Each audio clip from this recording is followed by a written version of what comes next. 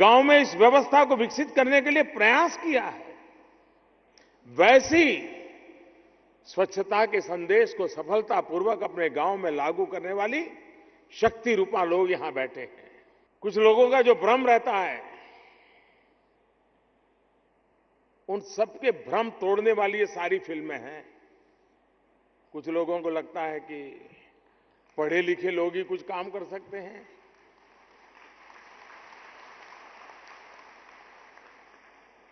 इन बहनों ने करके दिखाया।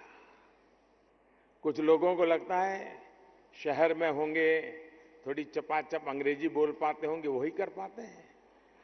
ये अपनी भाषा के सिवाय कोई भाषा नहीं जानते तो भी ये कर पाते हैं।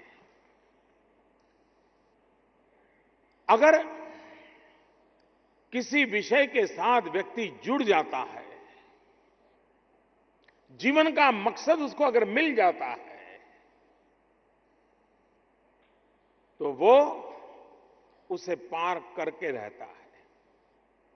बहुत लोगों को तो पता ही नहीं होता उनके जिंदगी का मकसद क्या है। आज पूछोगे कल क्या करोगे, तो बोले शाम को सोचूंगा।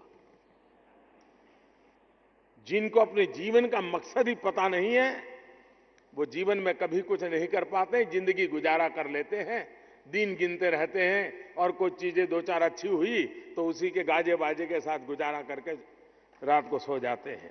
ये जो भेदभाव की मानसिकता है, उस मानसिकता के खिलाफ हमें दृढ़ संकल्प होकर के बदलाव लाना। बदलाव आ रहा है, ऐसा नहीं कि नहीं आ रहा है। आप देखिए इस बार हिंदुस्तान का नाम ओलंपिक में किसने रोशन किया? सभी मेरे देश की बेटियां।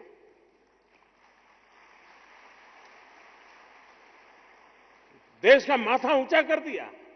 आज 10वीं 12वीं परीक्षा के रिजल्ट देख लीजिए।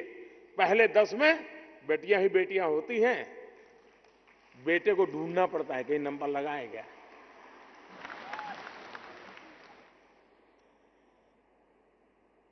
क्षमता उन्होंने सिद्ध कर दी है। जहां भी जो भी अवसर मिला है, उस काम को दैदीप्यमान करने का काम हमारी माताओं बहनों ने किया है। हमारे सरपंच महिलाओं से मेरा आग्रह है कि इस बात को आप अपने गांव में डंके की चोट पर देखो। अगर बेटा पढ़ता है तो गांव की बेटी भी पढ़नी चाहिए, गरीब से गरीब हो। और सरपंच ये न सोचे कि इसके लिए बजट की जरूरत नहीं होती है।